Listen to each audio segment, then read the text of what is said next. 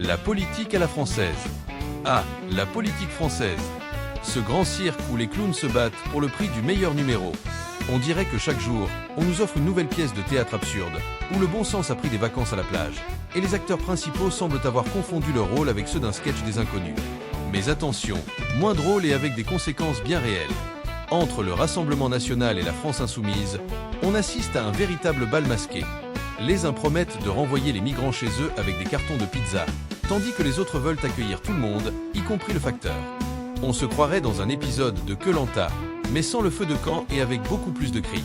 Les partis traditionnels, eux, semblent jouer les figurants, espérant que quelqu'un leur lancera un os à ronger. Spoiler alerte, ça n'arrivera pas. La gestion de l'immigration, un vrai plat de spaghettis, où chaque parti tire dans une direction différente. À droite, on plaide pour des quotas aussi stricts que les règles de la diète du camp, tandis qu'à gauche, on prêche pour un accueil aussi ouvert qu'une brasserie parisienne un dimanche soir. Pendant ce temps, les électeurs, eux, sont pris en otage dans cette lutte de pouvoir. Comme des enfants dans une bataille de boules de neige, ils finissent toujours par se faire mouiller. Ah, la sécurité, le nouveau mot magique. Après chaque attentat, nos politiciens se réveillent comme si le réveil avait sonné, mais ils ne font que tourner en rond, comme des poules sans tête. Les lois sur la sécurité fusent plus vite que les promesses électorales.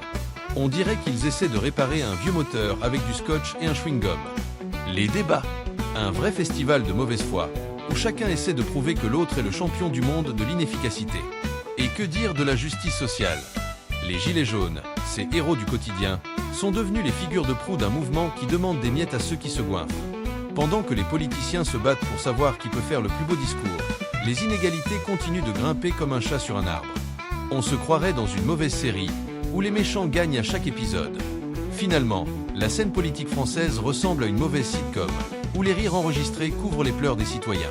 On a l'impression de suivre un feuilleton sans fin, mais comme on n'a pas d'autre chaîne, on continue de zapper, avec un soupçon de masochisme. Parce qu'après tout, qui a besoin de la réalité quand on a cette comédie grotesque qui se joue sous nos yeux? Allez, à la prochaine élection, et que le meilleur clown gagne.